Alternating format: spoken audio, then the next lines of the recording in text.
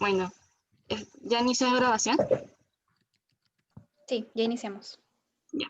Buenas tardes a todos, bienvenidos al segundo taller que lleva por nombre Redacción Antropológica del 18º Coloquio de Estudiantes de Antropología PUC, el cual brindará a los y las asistentes las pautas elementales para la redacción, la elaboración de un texto etnográfico. Asimismo, se dialogará acerca de algunos aspectos clave a tomar en cuenta en la labor etnográfica, tanto en el trabajo de campo como en la escritura etnográfica particularmente. Este será impartido por Luis Reyes, profesor auxiliar de la Escuela de Antropología de San Marcos, con cátedra de etnicidad y afroperuanidad, investigador del Núcleo de Antropología Simétrica del Museo Nacional de Brasil y uno de los coordinadores del Seminario de Estudios Afroperuanos de la Universidad de San Marcos, al cual agradecemos su participación. Les informamos que el taller será grabado para después ser subido a nuestras redes sociales y este se les hará llegar a través del correo junto con su certificado. Sin más preámbulos, le doy pase a Luis Reyes para dar inicio al taller. Muchas gracias Isabel. Me presento, soy Luis Reyes, soy profesor de San Marcos, soy afroperuano y hago investigación en la actualidad en el norte del Perú y en el sur también, ¿no? Estoy haciendo una investigación comparada en la región de Saña, que está en Lambayeque, en Chiclayo, dentro de Chiclayo, a media hora de Chiclayo, y en Ica, en un pueblo que se llama Sutanjaya, un distrito de Ica, a 15 minutos del centro urbano de Ica. Estoy trabajando con temas de mestizaje. En realidad hay una teoría que está siendo propuesta en Brasil por el profesor Marcio Goldman, la cual se titula, del Museo Nacional, la cual se titula El contramestizaje, que tiene que ver con la propuesta de contra, entendido en el sentido clastriano, y es una teoría que está explorando en este grupo de investigación del Núcleo de Antropología Simétrica a través de diferentes sitios en el mundo, ¿no? Hay chicos que hacen trabajo de campo en Colombia, yo estoy haciendo acá en Perú, hay personas que están en Mozambique, en Cabo Verde, en el mismo Brasil, en diferentes latitudes. Estamos intentando explorar cuáles son los puntos de vista, entre comillas, nativos, bajo los cuales se rigen las nociones de mestizaje que distan muchas veces de la noción hegemónica impuesta por el Estado, ¿no? Y el día de hoy, justo les vengo a hablar un poco de la escritura a partir de esto que Marcio, partiendo de Bronislaw Malinowski, denomina teoría etnográfica, ¿no? Bronislaw Malinowski ya proponía este término, una teoría etnográfica, en 1935, a través, creo yo, de su etnografía más rica y más bonita, la cual no es la etnografía más popular. Cuando nosotros hablamos de Malinowski, recordamos 1922, su trabajo de campo en los Trovians, los argonautas del Pacífico, ¿no? Siempre asociamos a Malinowski con eso. Pero Malinowski consideraba que esta, ya una de sus últimas obras etnográficas, Los Jardines Corales, era su obra más completa, pero lamentablemente no su obra más difundida y su obra más leída, creo yo, por la extensión también y por la profundidad de su propuesta. Si nosotros leemos Los Jardines Corales, está en español obviamente y también en inglés, creo que es fácil de encontrarlo en PDF, podemos ir a los capítulos 4 y 6, si no me equivoco, y en el capítulo 4 y en el capítulo 6 hablan sobre la teoría etnográfica. Los titula, si no me equivoco, el capítulo 4, teoría etnográfica sobre las prácticas de agricultura, y el capítulo 6 es algo relacionado a la teoría etnográfica de la magia, ¿no? Y es a partir de este concepto antropológico que en la actualidad, bueno, hace unos 20 años ya, se viene trabajando, algunos pocos antropólogos y antropólogas, la noción de teoría etnográfica y retomándola dentro de la antropología, ¿no? ¿Por qué creo yo que es importante comenzar por esto? Porque si no tenemos en claro lo que es la etnografía, si no tenemos en claro, para nosotros mismos, ¿no? Para el resto, pues no importa, porque realmente si nos vamos a poner a definir para todo el mundo lo que es la etnografía, nunca vamos a ponernos de acuerdo, creo yo, ¿no? Para poder escribir un texto, nosotros tenemos que tener paz con nosotros mismos. Y para tener paz con nosotros mismos, pues tenemos que elegir qué cosa es lo que vamos a hacer y cuál es el punto de partida. Y para poder hacer eso dentro de la antropología, tenemos que tener en claro, creo yo, dos conceptos claves, ¿no? El primero, lo que es la antropología para nosotros, y segundo, lo que es la etnografía para nosotros, ¿no? En mi caso personal, que en realidad es bastante todavía criticado y poco trabajado en Perú, mi manera de escribir eh, no es tan aceptada en cierto punto, ¿no? Pero son, como dicen en Brasil, escolias, son elecciones que cada uno tiene, ¿no? ¿Por qué? Porque primero, mi forma de interpretar la antropología no se basa en la antropología cultural estadounidense, que es la antropología que más influencia, creo yo, la antropología peruana, ¿no? Yo más bien creo yo, a pesar de tener tal vez algunas, de no comprarle totalmente la propuesta etnográfica y teórica a Timothy Ingold, a Tim Ingold, que es un antropólogo británico que trabaja en la Universidad de Aberdeen, en Escocia, le compro su concepto de antropología. Tim Ingold define su antropología, y creo que es como yo también la quisiera definir, como una filosofía con gente adentro, ¿no? Él dice with people in.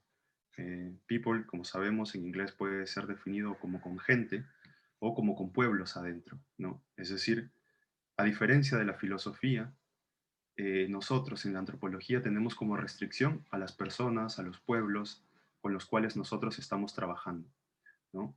Pero similarmente a la filosofía, la tarea primordial de la antropología, como ya decía Gilles Deleuze en el caso de la filosofía, es la creación de conceptos.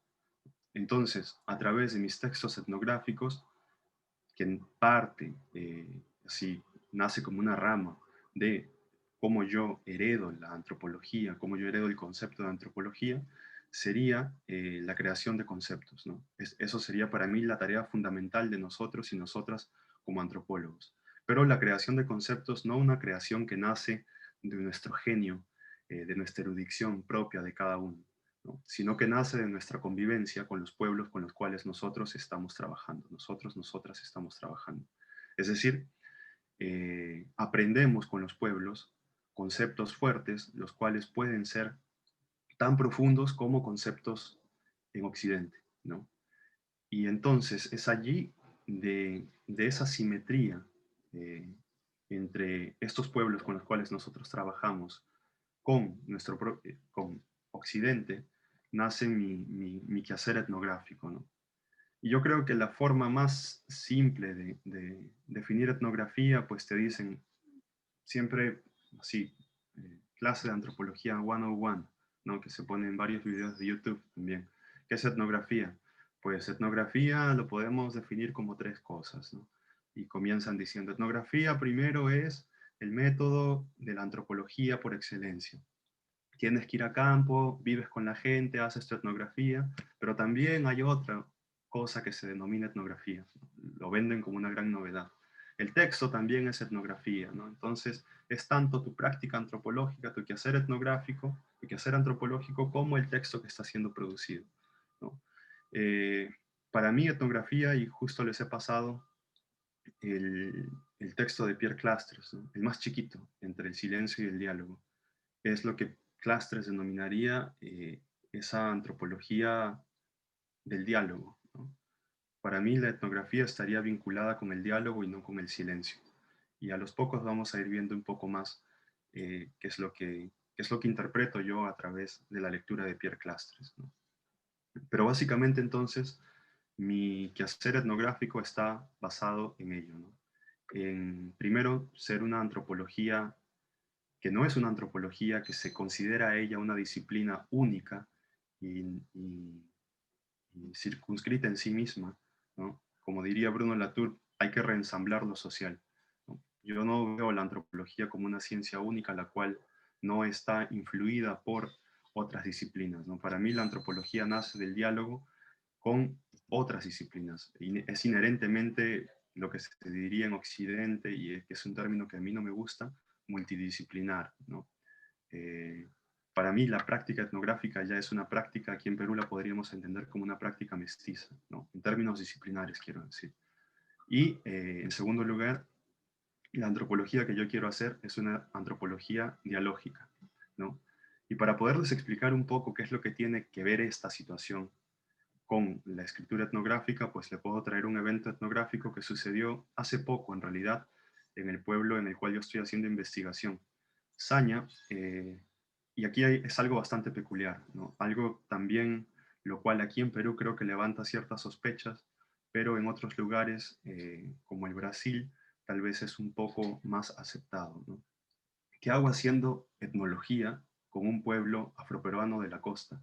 ¿No? Usualmente en Perú, cuando nosotros pensamos en etnología, y en Brasil también en cierta medida, pensamos en que los pueblos que tienen otra ontología o los pueblos que pueden elaborar otro tipo de pensamiento, ahora creo que ya no es tan bueno usar el término etnología, porque etnología puede ser todo y puede ser nada y todo el mundo lo usa de la forma que quiere, pero para limitarnos podríamos decir pensamiento. En Perú pensamos que esos pueblos que parten de pensamientos otros son los pueblos indígenas, ¿no? Sobre todo los pueblos indígenas amazónicos. Ahora hemos embarcado en esta onda de la Amazonía, cuando anteriormente la onda era la onda de los Andes, ¿no? Entonces, los pueblos andinos y los pueblos amazónicos son aquellos, y tradicionales, son aquellos que pueden, en los cuales podemos encontrar tal vez estas ontologías otras, estas formas de pensar otras, estas formas de existir otras, ¿no?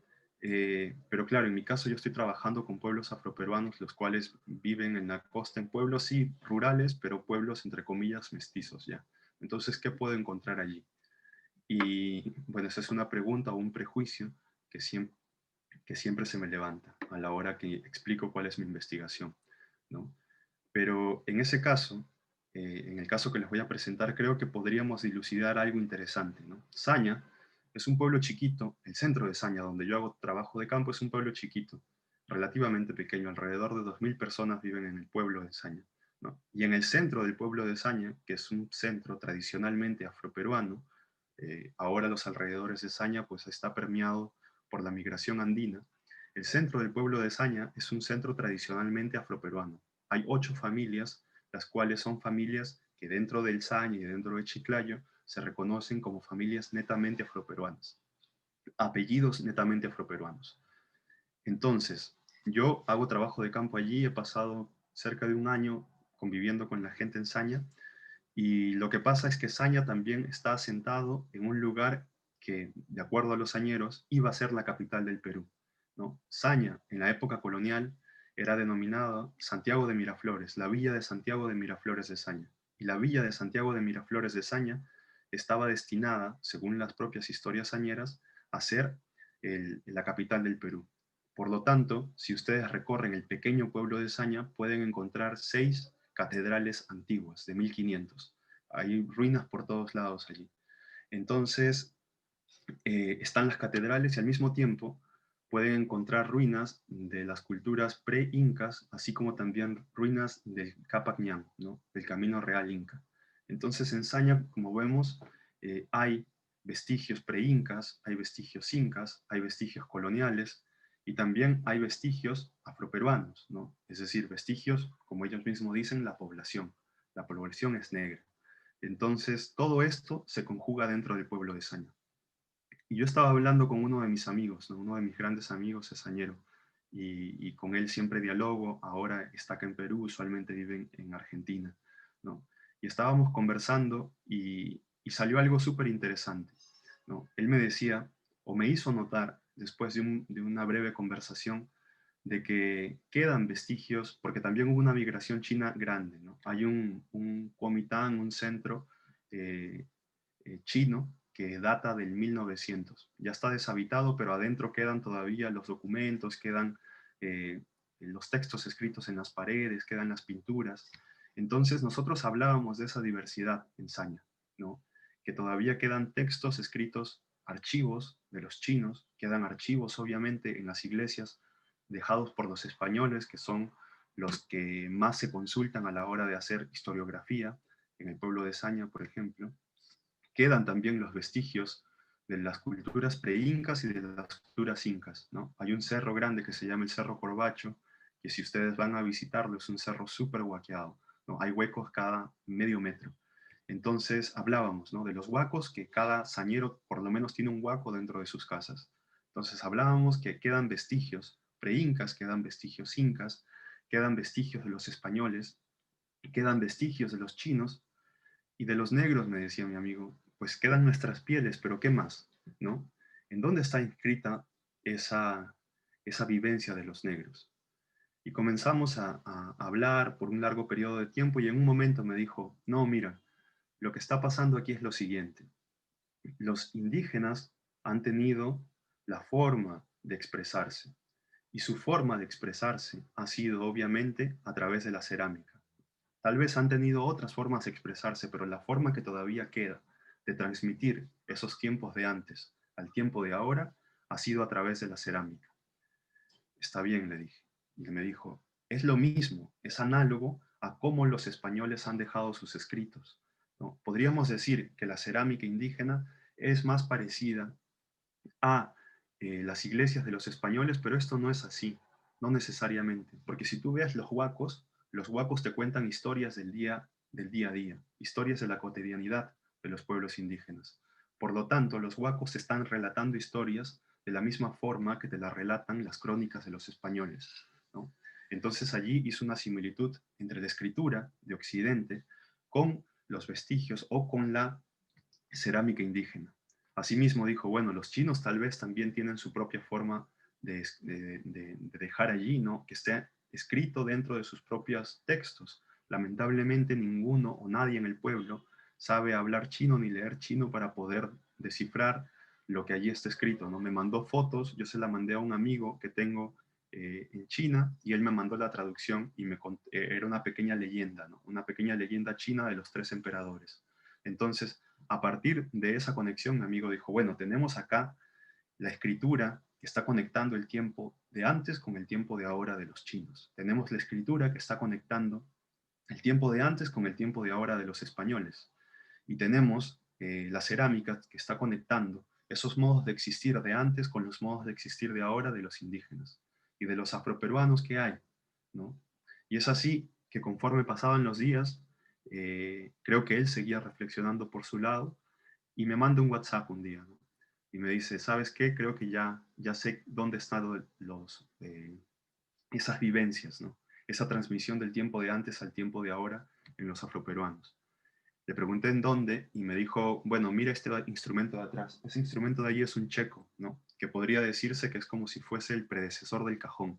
Es un gran calabazo con un corte, el cual es percutido tradicionalmente por los afroperuanos en el norte del Perú, ¿no? En Saña se denomina el checo, en el norte del Perú se denomina el checo. Y me dice, esos calabazos en realidad también habían en África, ¿no? Y me mostró unos videos de unos calabazos muy similares en Senegal, percutidos por los senegaleses contemporáneos. Y me dijo, esto de aquí es un puente entre África y América, ¿no? Al ver los calabazos, que existían los calabazos acá, tal vez los negros, él comenzó a especular, comenzaron a tocarlo para poder traer sus ritmos y para poder materializar sus ritmos en estas tierras distantes, ¿no? Y además de eso, me dijo, me he dado cuenta que no simplemente es el calabazo, ¿no? Son los toques también. Los toques de los viejos antiguos que se enseñan a las nuevas generaciones transmiten el conocimiento, transmiten el sentir, transmiten el vivir, ¿no? Si tú ves los toques de los limeños es un toque mucho más sofisticado. Y los limeños pueden decir que nuestros toques son toques de chakra, son toques del monte, ¿no? ¿Y es por qué? Porque a través del toque, a través de la percusión, a través del contacto entre el instrumento y la mano, pues nosotros estamos transmitiendo vivencias, ¿no? Nosotros estamos transmitiendo lo que nuestro ambiente nos hace sentir. Entonces, a través del toque, a través del checo, incluso a través de la letra de la música, los afros de antes están transmitiendo las historias a los afros de ahora, ¿no? Las letras de la música afro de 1930, de 1950, habla de la naturaleza, de los árboles, de los pájaros, de los ríos en Saña.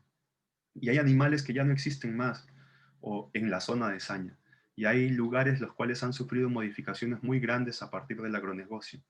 Pero toda esa historia de cómo era Saña antes se queda inscrita en las canciones, en los poemas, en las décimas y en la música que los negros transmiten de generación a generación, que los afroperuanos transmiten de generación a generación.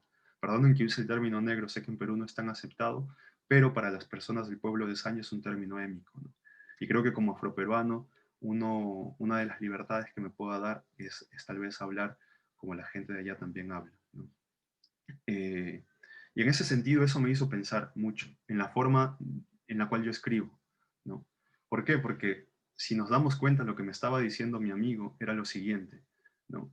Hay formas de inscribir y formas de escribir, ¿no? La escritura en realidad es una inscripción y puede ser entendido simplemente como, en su forma, podremos decirlo así, interpretativista, ¿no?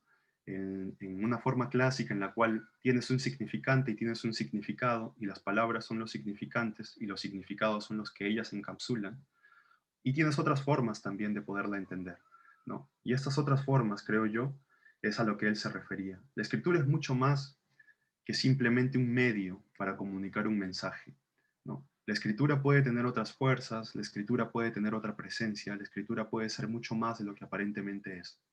Y esto me hizo pensar que muchas veces nosotros y nosotras naturalizamos que la escritura es simplemente un medio neutral, ¿no?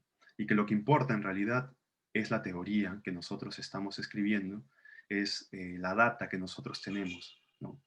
En realidad, lo que importa más es la información que vamos a llevar, que vamos a transmitir, y la escritura es simplemente un medio neutral, y por lo tanto no tenemos que preocuparnos por ello, ¿no?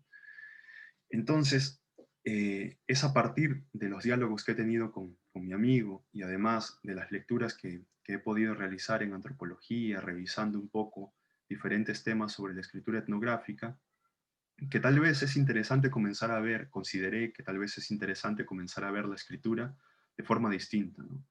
La escritura es parcial, parcial en un doble sentido. Parcial, es decir, no es total, y eso es algo que los posmodernos, que creo yo en la antropología peruana son bastante sonados, nos dicen a cada momento y nos recuerdan, ¿no? Ninguno de nosotros puede describir un hecho total, ¿no? La totalidad del evento, sino que simplemente tenemos que lidiar con la parcialidad, nuestras subjetividades son parciales. Ese es el primer sentido, ¿no? Y el segundo sentido es que, bueno, no es total, pero al mismo tiempo es parcializada, ¿no? Nuestra escritura no es inocente. Nosotros no somos inocentes. Nuestra escritura no puede ser simplemente un medio para transmitir un mensaje. Así como nosotros tenemos que tener cuidado al elegir nuestra teoría, porque nuestra teoría ya está cargada de ciertas fuerzas, pues la metodología obviamente también está cargada de ciertas fuerzas. Y la escritura obviamente también está cargada de ciertas fuerzas, ¿no? Entonces, en este sentido, y apelando tal vez a esta antropología que podría ser denominada en la tradición estadounidense de la antropología como antropología literaria, creo yo que una de las cosas para mí fundamentales dentro del quehacer antropológico es poner en el mismo nivel a la escritura, a la teoría y a la metodología, ¿no? Usualmente la escritura no es problematizada, pero creo yo que si nosotros comenzamos a problematizarla de una forma seria, así como podemos problematizar la teoría y como podemos problematizar mayormente la teoría, pues vamos a poder trazar nuevas líneas de fuga y vamos a poder crear formas de expresiones distintas, ¿no? Y tal vez sea allí donde se comienzan a aceptar otras formas de presentar los trabajos finales que no sea, por ejemplo, la tesis, ¿no? La cual, pues, tiene una estructura bastante clásica, ¿no? Que después en las preguntas las podemos ir discutiendo. Eh, pero bueno, esa sería como la parte primera, ¿no? Para poder tener en claro. Y posteriormente, pues les hablaré un poquito del texto de Pierre Clastres, y a partir de los textos de Pierre Clastres, que les había dicho que sería ideal si podían haber leído para hoy, si no lo han leído, todo bien, también podemos discutirlo después. Trataré un poquito brevemente sobre la teoría etnográfica y después de eso, en las preguntas, si ustedes quieren tener esos modelos ideales y esas recetas como de cocina, de cómo hago mi tesis, de cómo escribo un artículo académico para publicar en una revista calificada en el ranking, no sé qué, ahí también podemos discutir esto, ¿no? Que son cosas estándar y por eso se requiere menos tiempo. Pero bueno, pasando entonces al texto de Clastres, A mí me gusta muchísimo este texto que es súper chiquito, creo que son un par de páginas, que se llama Entre el silencio y el diálogo, ¿no?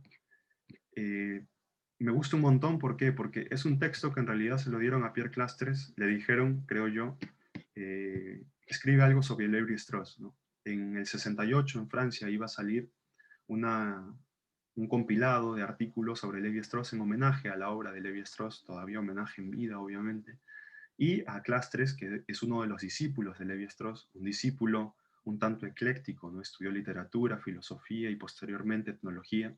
Dice que se enamoró de la etnología a partir de su lectura de Tristes Trópicos. Por cierto, en Tristes Trópicos, en el capítulo 28, en la sección de los Nambiquara, hay un texto que habla sobre la escritura etnográfica, que también me parece genial. Pero bueno, le pidieron a Clastres hacer un texto sobre Lévi-Strauss y hizo esto, ¿no? Si ustedes leen el texto, son 2 páginas, creo que el 80% del texto no habla sobre Lévi-Strauss y después, justo al final, antes de terminar, te dice, bueno, aquí, como hizo Lévi-Strauss, recuperando las ideas de Lévi-Strauss, pues podemos decir esto, ¿no? Pero en el fondo, creo yo que es un homenaje bastante lindo que Clastres le hace a su maestro, ¿no?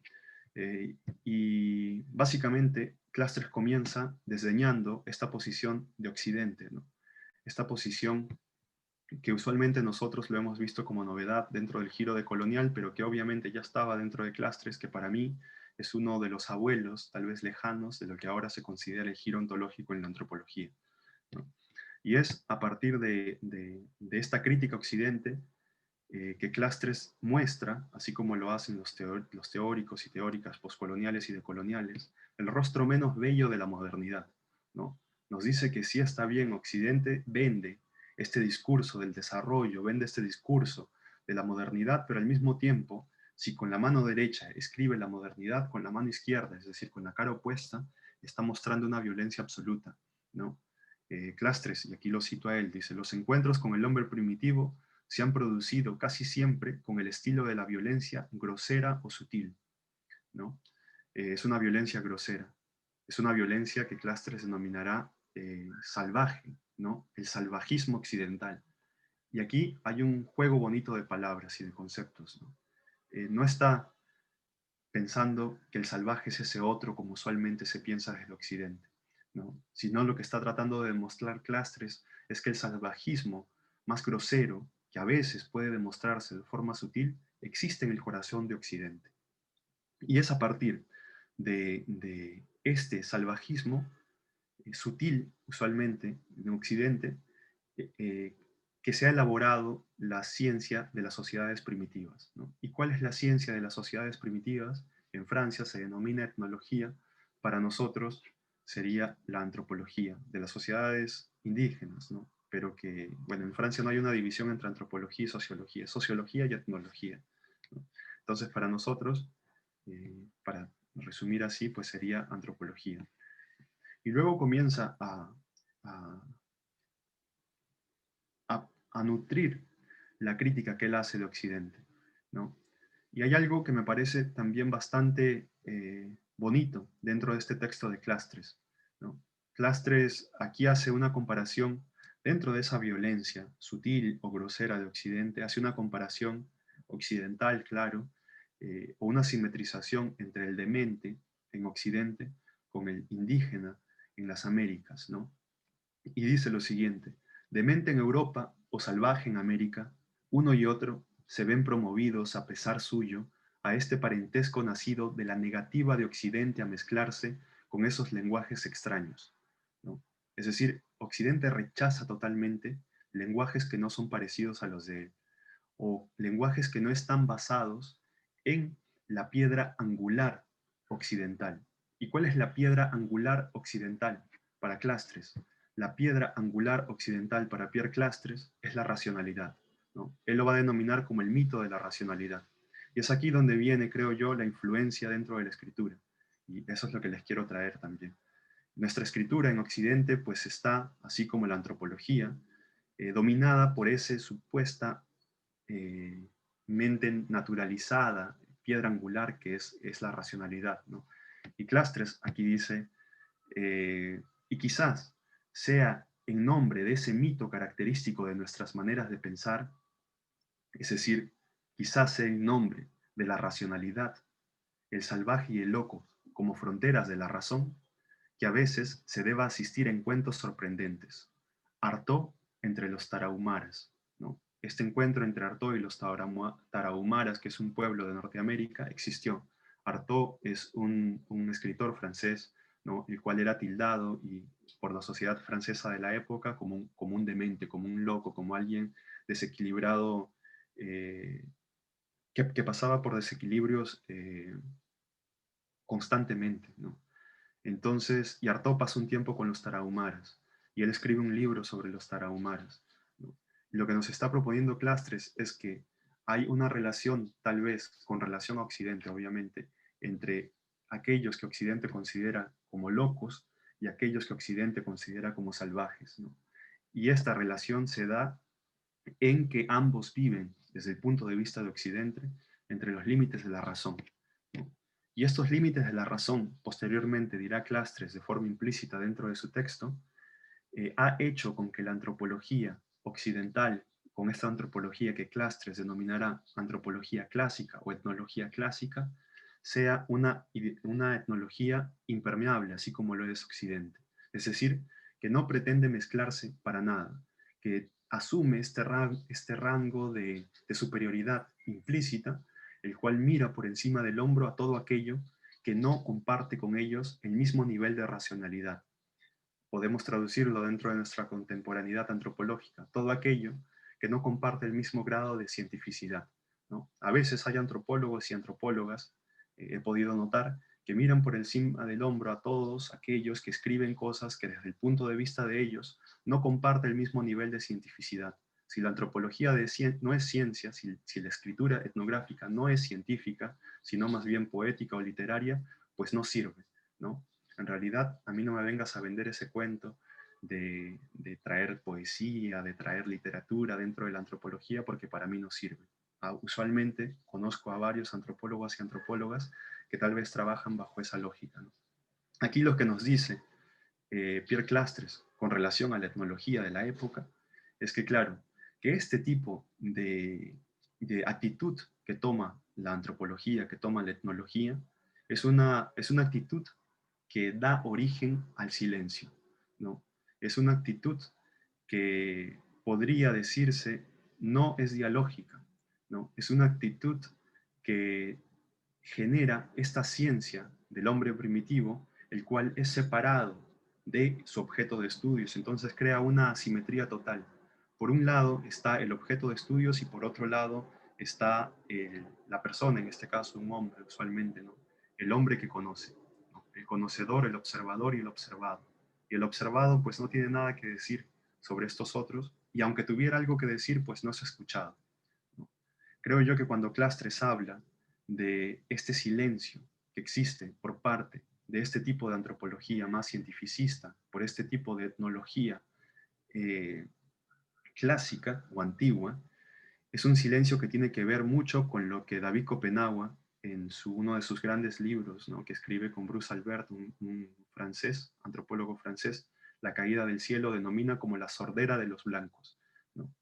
En realidad, creo yo, en un diálogo entre David Copenhague, un diálogo hipotético entre Copenhague y Clastres, podríamos decir que el silencio es causado por esa sordera de los blancos, ¿no? No es que los nativos, no es que las comunidades con las cuales nosotros trabajamos no tengan voz para expresarse, ¿no? Entonces allí estaría mal formulada la pregunta de Gayatri Spivak, ¿no? ¿Puede el subalterno hablar? No, esa no sería la pregunta, ¿no? La pregunta, partiendo desde Clastres y partiendo también desde David Copenhague, sería, ¿puede el blanco escuchar? ¿Puede ese antropólogo o antropóloga que se cree por encima de las personas con las cuales interactúa debido a su grado de cientificidad que ha alcanzado a través de hacer un PhD, escuchar a las personas con las que están trabajando? ¿Puede realmente hacerlo? Esa sería la pregunta de fondo que está haciendo Clastres y que es retomada, claro, de una forma propia por David Copenhague, ¿no? Y a esta antropología clásica, Clastres le opone una antropología nueva, ¿no? Aquí dice Clastres, no, sin duda la etnología clásica marcada inevitablemente por la oposición de la cual nació entre razón e irracionalidad, y que por lo tanto incluye en sí el límite adecuado para la negativa al diálogo, esta antropología clásica no va a llegar a ningún lado. ¿Por qué? Porque es una antropología que disfruta del silencio, ¿no? Dice, esta antropología no nos lleva a ningún lado. La que nos podría llevar es otra etnología, a la cual su saber permitiría forjar un nuevo lenguaje infinitamente más rico.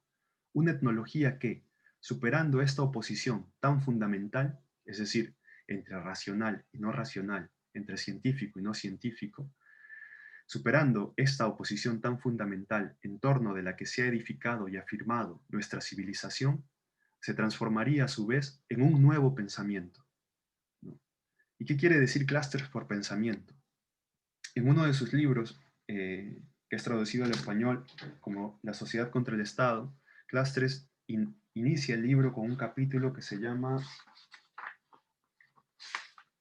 Copérnico y los salvajes. En Copérnico y los salvajes, Clastres habla sobre el pensamiento, y lo que nos viene a decir Clastres es que para él pensamiento sería sinónimo de filosofía, ¿no? Entonces, y es aquí donde creo yo que radica uno de los preceptos primarios de lo que ahora en la contemporaneidad Viveiros de Castro, Eduardo Viveiros de Castro y Marcio Goldman han denominado como antropología simétrica. El aforismo que ellos proponen para hacer esta antropología simétrica es tomar a los nativos realmente en serio, que es algo que también había propuesto Clastres en su época, ¿no? Entonces es aquí, creo yo, donde radica el corazón de lo que ahora nosotros estamos viendo como una gran revolución dentro de la antropología, en una propuesta de Clastres del 68. Él nos dice que la antropología no debe estar ligada a ese silencio que genera inequidades, a ese silencio que genera y que es genética, es decir, que tienen su genética, que tienen su origen a las asimetrías, ¿no? Una antropología que nace de considerar a lo racional por encima de lo irracional, ¿no? Obviamente, sin poder salir desde su etnocentrismo, sin poder salir desde su punto de vista, ¿no? Y a esto Clastres le opone una antropología nueva, una etnología nueva, que ahora en la contemporaneidad se llama antropología simétrica. ¿Y qué es la antropología simétrica? Clastres no lo denomina así, pero creo yo que sería esta antropología destinada al diálogo, que nace del diálogo y que busca el diálogo, ¿no? Una antropología que no busca encerrarse en sí misma, no busca generar silencio, sino que busca proliferar el diálogo en diferentes esferas. Y aquí Clastres cierra este texto, y después de esto ya me callo, diciendo, en un sentido, pues, si la etnología es una ciencia, es al mismo tiempo algo distinto. Este privilegio de la etnología, en todo caso, es lo que nos parece indicar la obra de Claude Lévi-Strauss, como una inauguración de un diálogo con el pensamiento primitivo. Encamina nuestra propia cultura hacia un pensamiento nuevo. Esto sería lo que Eduardo Viveiros de Castro denominaría después como la celebración de los equívocos, ¿no? O sería una especie de ni pensamiento nativo ni pensamiento antropológico, sino hacer que nosotros como antropólogos generemos ese puente y que seamos ese puente para que el pensamiento nativo, es decir, la fortaleza de los conceptos nativos, puedan infectar en el sentido positivo, puedan contaminar en el sentido más positivo que se le puede dar al término, nuestra propia sociedad, nuestra propia disciplina, ¿no? Es cómo respetar realmente a los nativos haciendo que los conceptos que ellos manejan en su día a día sean conceptos que tengan la fortaleza para dislocar nuestro propio pensamiento occidental, para hacernos cuestionar las cosas que nosotros no nos cuestionamos y que por lo tanto naturalizamos.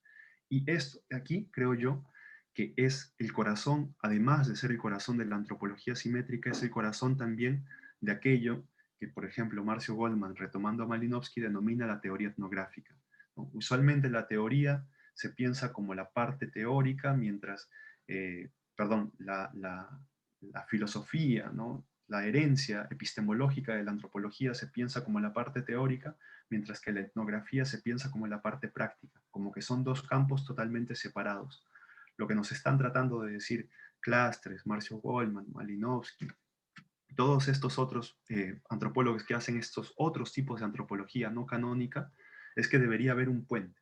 ¿no? Y no simplemente un puente a posteriori. No pensar que, bueno, tengo teoría por un lado y tengo práctica por otro y luego los uno y nace eso. No, sino que desde su origen, desde su génesis, estos campos no deberían estar separados, sino que debería uno hacer al otro, formando, como podríamos decirlo, utilizando una imagen, una especie de campo de fuerza, ¿no? De campo de fuerza donde nacen fuerzas centrípetas y centrífugas, en el sentido de fuerzas que escapan de ese campo, pero al escapar ese campo, es decir, al escapar la disciplina antropológica, vuelven a entrar con más fuerza y con forma distinta para seguir modificando el campo antropológico, ¿no? Y ese es el tipo de antropología que creo yo necesitamos en la contemporaneidad, en estos tiempos, como diría Isabel Stengers, filósofa belga, catastróficos, ¿no? En los tiempos de las catástrofes. Y no la otra antropología, que es una antropología bien derechita, desde mi punto de vista, eso les digo, ¿no? La cual obviamente no es ni peor ni mejor. Lo que les estoy intentando decir es y como lo dice Clastres, ¿no? Clastres no critica esa otra antropología, esa otra etnología.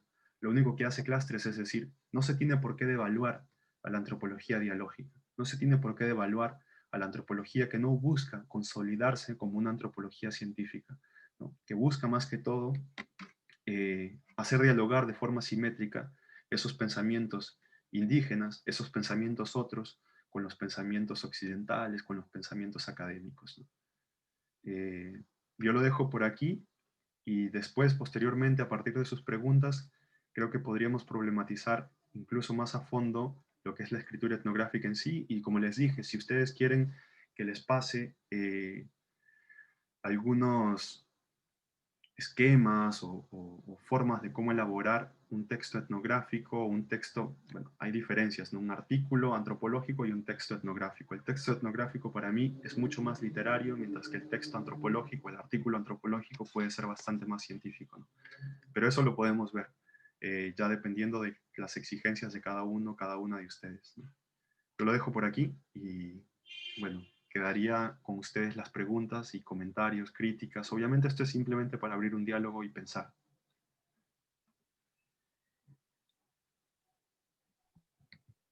Muchas gracias, Luis.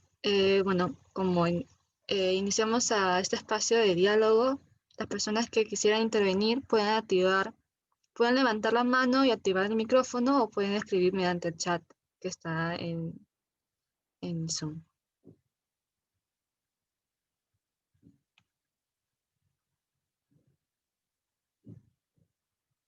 Con confianza en realidad, porque no hay preguntas ciertas ni preguntas equivocadas. O sea, y también les pido disculpas si es que ustedes imaginaban que la presentación iba a ser algo más esquemático y les iba a decir que un ensayo tiene la forma de introducción, cuerpo y conclusión, ¿no?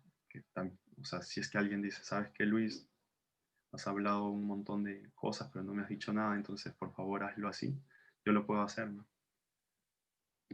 Depende de cada uno.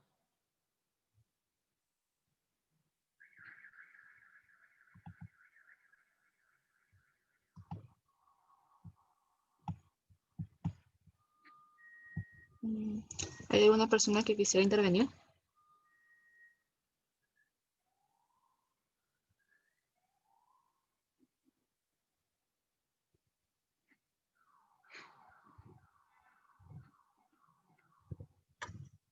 Quizás yo podría iniciar el diálogo con una pregunta que se me vino al momento de escucharlo hablar acerca de este silencio, de esta este primer tipo de etnología más clásica, más cientificista, y cómo es que ahora debemos cambiar a una antropología simétrica. ¿Cómo es posible o de qué forma nuestras investigaciones pueden evitar este silencio, esta sordera y ser más dialógico? Ujú. Sí, en ese sentido, gracias por la pregunta también y por comenzar con el diálogo, ¿no? Para no quedarnos en el silencio. Creo yo que una de las cosas que me ha funcionado a mí bastante y que creo yo que lo he aprendido haciendo trabajo de campo y en las discusiones con mis compañeros y compañeras en Brasil, ¿no? colegas en Brasil y en Perú también, ¿no? Es que nosotros deberíamos comenzar a pensar conjuntamente con las poblaciones y no sobre las poblaciones, ¿no? Esto de sobre, al lado, de, con, es al final de cuentas simple recursividad antropológica bastante barata, creo yo, ¿no? Pero creo que nos podría servir un poquito para comenzar a pensar. ¿Cómo respetar entonces a las poblaciones con las cuales trabajamos? En mi texto he lanzado un montón de ideas y un montón de conceptos, los cuales usualmente los explico cuando doy clases en San Marcos. Es una clase destinada a cada una de estas propuestas, ¿no? En este caso, me gustaría explicarles de forma demasiado sucinta la propuesta de la celebración de los equívocos de Eduardo Viveiros de Castro, ¿no? Que creo yo que sería fundamental para poder pensar en este tipo de antropología simétrica, ¿no? ¿Qué cosa es un equívoco? Usualmente nosotros, nosotras, cuando escuchamos la palabra equívoco, tendemos a pensar en error, ¿no? Una equivocación es un error, es algo que está mal, algo que no es así. Pero Eduardo, cuando usa el término equívoco, lo hace en su sentido etimológico, ¿no? Equi es una raíz la cual está presente en otras palabras, como por ejemplo en equidistante, ¿no? Una igual distancia. Entonces, en ese sentido, equi de equívoco sería igualdad, ¿no? Y voco, la otra parte de la palabra, pues viene de vocal, ¿no? De voz, una igual voz. Y etimológicamente equívoco significa eh, una sola palabra para dos cosas distintas, ¿no? Entonces es aquí, en este espacio, en el cual se tiene una sola palabra para cosas distintas, en donde radica la fortaleza de esta antropología simétrica, de esta antropología dialógica, ¿no? Eh, lo que creo yo se quiere llegar con esta celebración de los equívocos no es corregir los errores, ¿no? Sino a partir de ese equívoco, a partir de esa cosa que para nosotros es algo y que para los pueblos otros es otra cosa, tiene otro significado, a partir de allí poder dislocar el pensamiento otro, ¿no? El ejemplo clásico que da Eduardo Viveiros de Castro es el ejemplo del chai, ¿no? Milton Nascimento, que es un cantante brasileño, fue a una comunidad indígena, cantante de música popular brasileña, fue a una comunidad indígena y pasó un tiempo allí para poder hacer un disco, ¿no? Y al salir de la comunidad, quiere denominar a su disco, lo denomina como Tsai, ¿no? T-X-A-I. Y uno de los amigos de Milton Nascimento también era amigo de Eduardo Viveiros de Castro. Y le manda una carta a Eduardo Viveiros de Castro diciendo, oye, Milton Nascimento va a publicar su disco y quiere que tú le hagas una pequeña descripción de lo que significa Chai, ¿no? Y dice que Chai pues significa hermano. Y Eduardo manda el email de respuesta diciendo, ¿sabes qué? No puedo hacerlo, porque Chai no significa hermano. La traducción correcta de Chai es cuñado, ¿no? Entonces, eso que me está pidiendo Milton, yo no puedo hacerlo porque sería engañar, ¿no? Y bueno, este amigo conversó posteriormente con Eduardo y le cuenta, yo le dije eso a Milton Nascimento y me dijo, pero ¿cómo cuñado? Si cuando yo iba a la comunidad todo el mundo me decía Chai, Chai, Chai, y me trataban como en el espacio de Río de Janeiro dirías, hermano, ven para acá, hermano, vamos, vamos, hermano, sí, sígueme, ven, te voy a mostrar esto, hermano, hermano. Y Milton Nascimento dijo, no puede ser cuñado, tiene que ser hermano, ¿no? Entonces allí, si nosotros tomamos el equívoco como un error, lo más simple sería simplemente dejarlo allí y decir, bueno, no es hermano, es cuñado, ¿no? Y corregimos el error. Pero eso de allí, Eduardo dice, no es suficiente, ¿no? Eso sería si nosotros simplemente trabajamos con las traducciones de nuestros textos, o si nosotros trabajamos con nuestros textos antropológicos, como si nosotros fuéramos meros traductores en el sentido lingüístico del término, ¿no? Eduardo dice, tenemos que celebrar las equivocaciones o tenemos que profundizar y radicalizar las equivocaciones. ¿A qué se refiere con esto? En lugar de corregir la palabra chai y decir, bueno, no es hermano, sino es cuñado, tenemos que crear un mundo a través de nuestros textos en el cual el lector tenga la idea o pueda sentir la idea, pueda comenzar a pensar un mundo en el que pueda salir en la pantalla un texto, una propaganda del COVID-19 en el cual diga, supongamos, peruanos, ante esta crisis, unámonos todos como cuñados, ¿no? O sea, esa sensación de rareza, esa sensación de dislocamiento del pensamiento, ¿no? ¿Cómo en una, o sea, qué sentiríamos nosotros si en una publicidad nacional sale y en lugar de hermanos nos dicen cuñados, ¿no? Ahora nos toca estar unidos a todos y todas como cuñados y cuñadas. Es algo totalmente extraño para nosotros, ¿no? Pero es justamente esa forma de dislocar el pensamiento lo que significa, eh, lo que significa eh, celebrar un equívoco, ¿no? Y por ejemplo, en el texto de Clastres que yo les puse para leer también, que se llama El arco y el cesto, él comienza a radicalizar los equívocos, ¿no? Hay un caso que en Occidente podríamos considerarlo como un indígena que es homosexual, pero que para la sociedad guayaquí, para la sociedad H, pues tiene otra forma de entender estas cosas. Clastres en ningún momento lo denomina como homosexual, sino que lo presenta dentro de los mismos términos H's. Entonces es a partir de esta radicalización del equívoco que nos hace a nosotros cuestionar nuestras propias categorías, ¿no? Eso es lo que está en el fondo de esta propuesta. Es cómo logramos a partir de esos conceptos otros, que no son conceptos nada más, sino que son formas de organizar un modo de existir, cómo a partir de potenciar esas otras formas de existir, nosotros podemos cuestionar nuestros propios modos de existir, no naturalizarlos, y tampoco creer que nuestros modos de existir son mejores o más sofisticados que los otros, ¿no? Sino entenderlos a los otros en sus propios términos, así como nosotros nos entendemos a nosotros mismos, ¿no? Eso sería como el ejemplo primario, el ejemplo básico de la propuesta de la antropología simétrica, ¿no? Y dentro del perspectivismo amerindio, pues está el ejemplo claro, que creo que muchos de ustedes tal vez ya lo han visto en clase, del jaguar, ¿no? Que viene un misionero alemán, si no me equivoco, y ve a un líder indígena comiendo la carne de un humano de otra tribu, ¿no? Y le dice, pero ya tenían cierto grado de cercanía, entonces es como que lo increpa posteriormente y le dice, oye, ¿cómo puedes estar haciendo esto? Y el líder indígena se voltea, eso fue hace mucho tiempo, ¿no? Se voltea, lo mira, que acá se voltea, lo mira y le dice, no soy yo, soy un jaguar, ¿no? Entonces esta relación de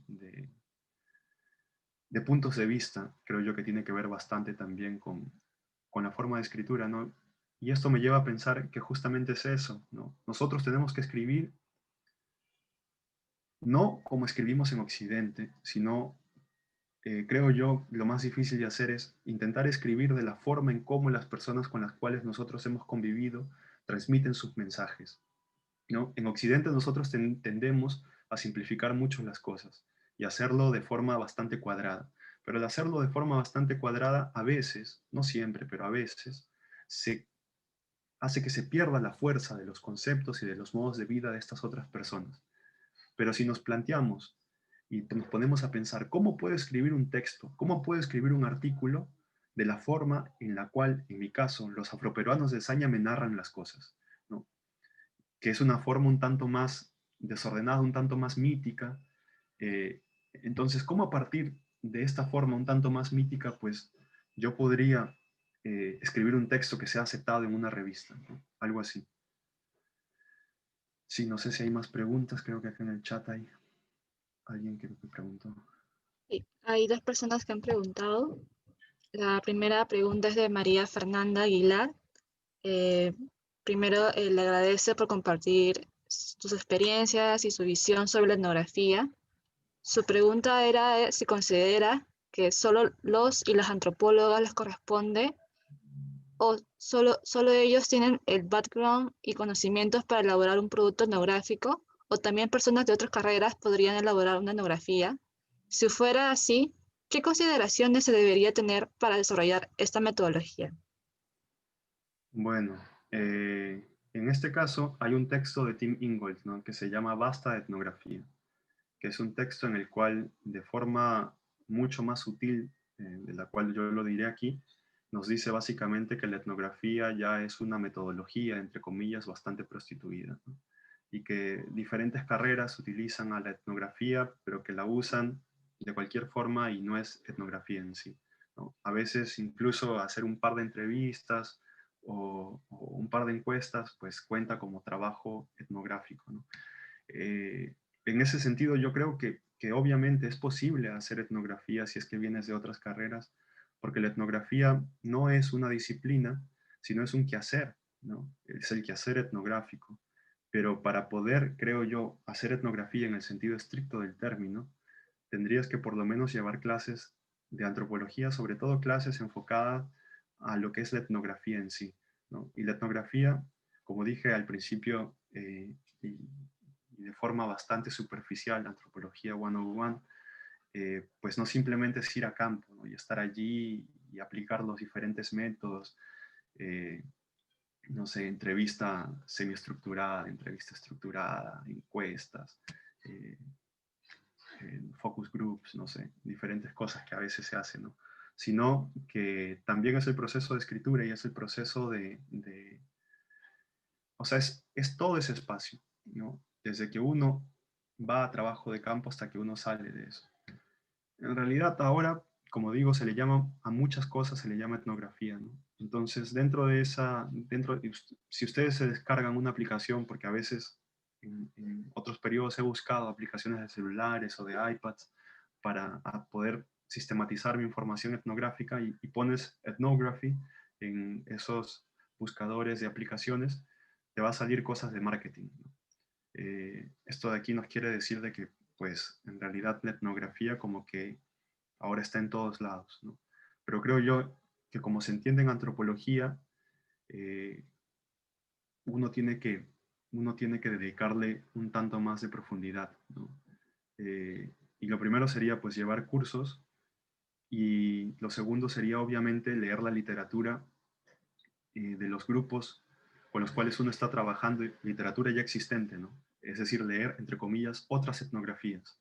Y si, bueno, el grupo con el cual uno trabaja no es un grupo sobre el cual se haya hecho un trabajo etnográfico previo, pues tienes que leer etnografías del área en donde tú estás trabajando, ¿no? Si trabajas con algún grupo masónico, por ejemplo, tienes que leer sobre la Amazonía, ¿no? La literatura etnológica. Si trabajas con grupos afrodescendientes, pues tienes que leer sobre eso. Si trabajas, no sé, con comedores populares aquí en Lima, pues tienes que leer la literatura sobre ello, ¿no? Entonces sí, es un trabajo prolongado, es un trabajo de profundidad, ¿no?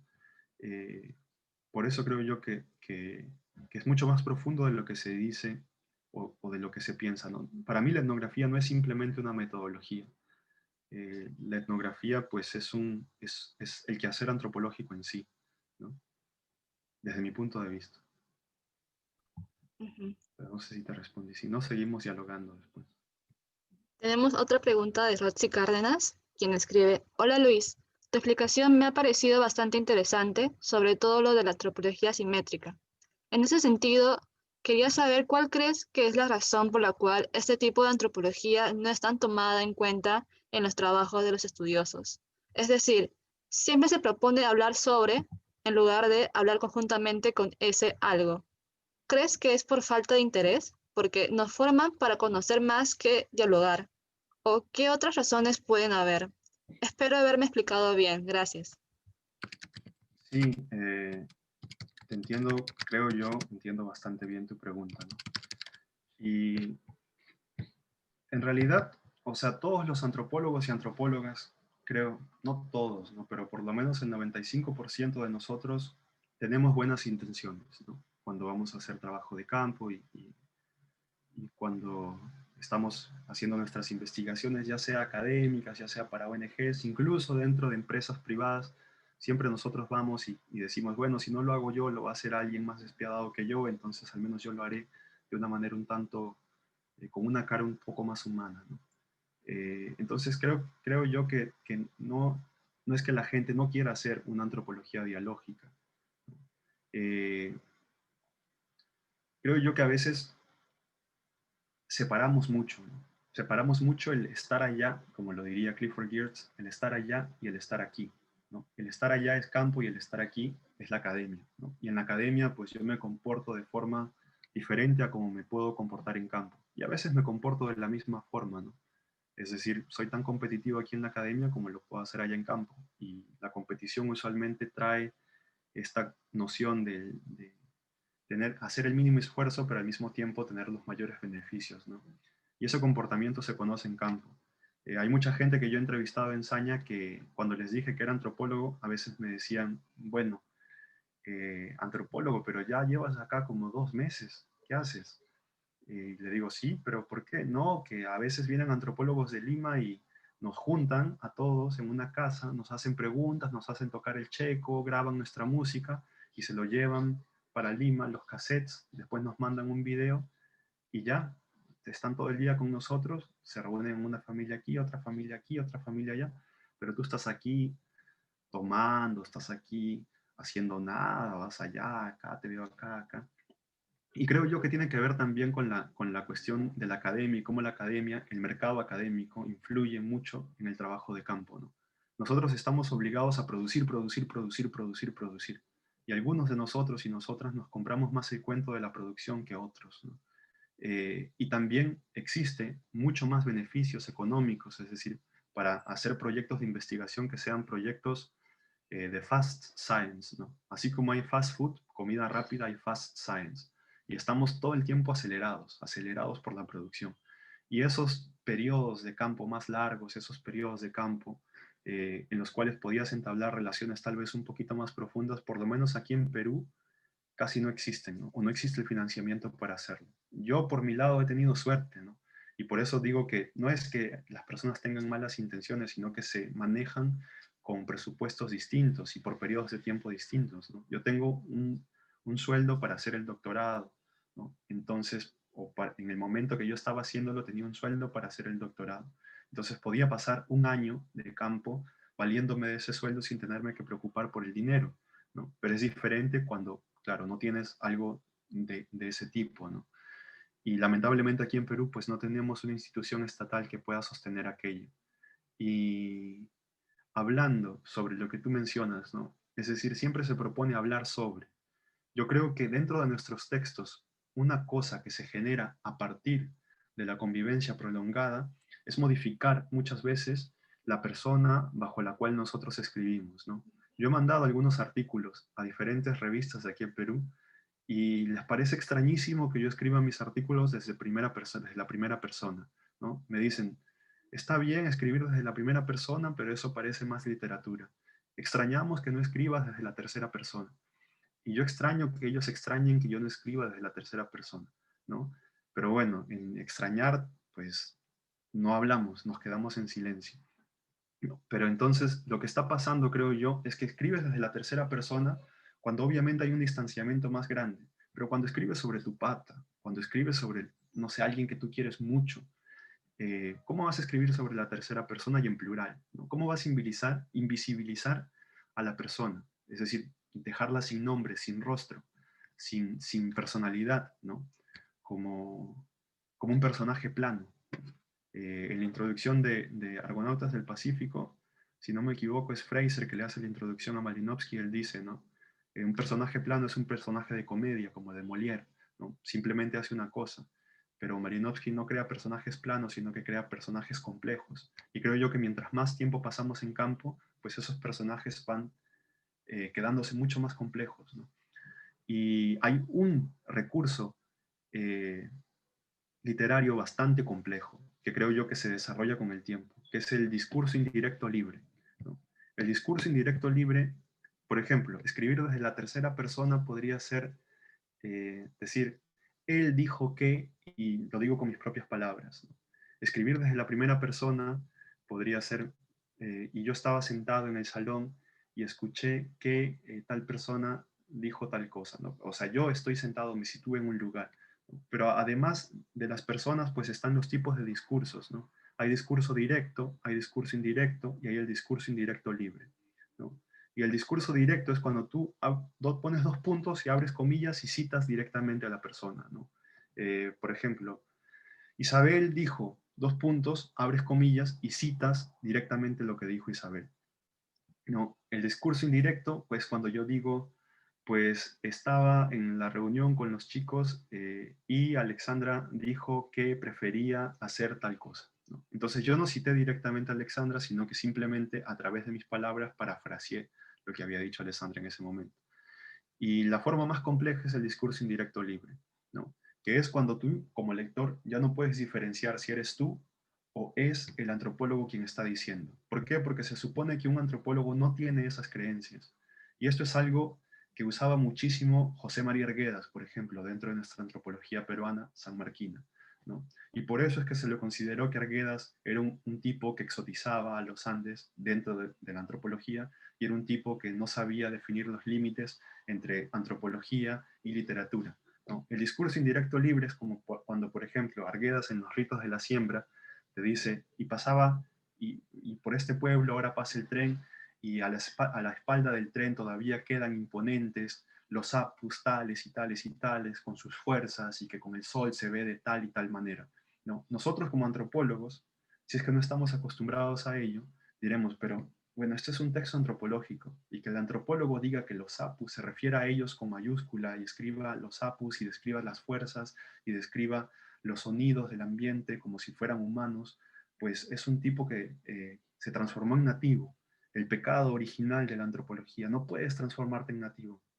Pero no, creo yo que no es eso, ¿no? Hay un texto bonito de Gilles Deleuze, si ustedes quieren tener más información, en el cual él describe y trabaja muy bien esta noción y los efectos que se puede tener a partir de la escritura a través del discurso indirecto libre, ¿no? En la cual esa figura de el nativo y el antropólogo pues queda invisibilizada, ¿no? Y no se trata de transformarse en nativo, sino, como diría Gilles Deleuze en su filosofía, un devenir, ¿no? Devenir no es ser, devenir es llegar cerca, cerca, cerca, cerca, pero no pasar el límite y regresar, ¿no? Es como tratar de ver desde el punto de vista lo más cerca posible. Yo sé que nunca lo voy a conseguir ver desde el punto de vista del otro, pero lo más cerca posible y luego regresar. Eso podría ser definido de forma bastante tosca el devenir en Deleuze, ¿no? Y es lo que se consigue, creo yo, el efecto que se logra conseguir a través del discurso indirecto libre, ¿no? Que es un discurso bastante poco utilizado por los antropólogos y antropólogas aquí en el Perú, ¿no? Estamos acostumbrados a escribir, sobre todo en el discurso indirecto, en la tercera persona, ¿no? Y ya es algo casi prohibido escribir desde la primera persona y a través del discurso directo, ¿no? Te dicen, estás citando mucho, hay muchas voces nativas, me están confundiendo. Y si lo escribes pues desde la primera persona y discurso indirecto libre, ya no, ¿sabes qué? Esto es New Age, esto es literatura, esto no es antropología. Eh, ¿Qué pasó? Pagaste tu plata, no entendiste nada durante los 5 años de educación, algo así. Pero bueno, ya depende de cada uno y de cada una asumir qué tipo de antropología pues quieres hacer y qué tipo de escritura quieres asumir, ¿no? ¿Alguna otra pregunta? Sí. Alessandra Reyes puede intervenir. Ya, gracias Isabel. Bueno, para comenzar, muchas gracias Luis por toda tu explicación, ha sido muy interesante todo lo que nos estás comentando hasta ahorita. Bueno, yo soy estudiante de antropología y me ha parecido también interesante la forma en que has abordado este tema. Salgo de la semana pasada de una clase, ya casi de las últimas, sobre escritura en nuestra clase de métodos. Y bueno, entonces ha sido refrescante también conocer esta aproximación.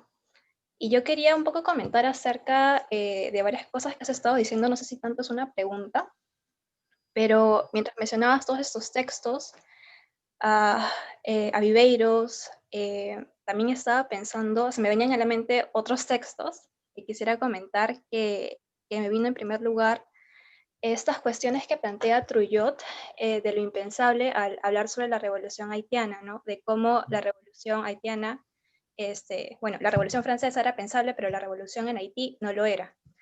Entonces, todas estas ideas de cómo se tienen que, o se han formulado interpretaciones que realmente no encajaban con las premisas hegemónicas y se tenían que reformular hacia lo aceptable, ¿no? Hacia lo impensable no podía ser. Entonces, bueno, ese ejemplo de la Revolución Haitiana creo que muestra bastante estos impensables del pensamiento occidental, incluso cuando hay cosas que ya habían sucedido, como que la revolución ya estaba ahí, ya habían pasado meses, años, igual había cuestiones de mantenerla en silencio, ¿no? Entonces, esa también idea me permite cuestionarme, ¿no? ¿Cómo poder romper con eso, con las cosas que se nos parecen inconceptualizables, quizás por todo este sesgo occidental que vamos teniendo, vamos aprendiendo.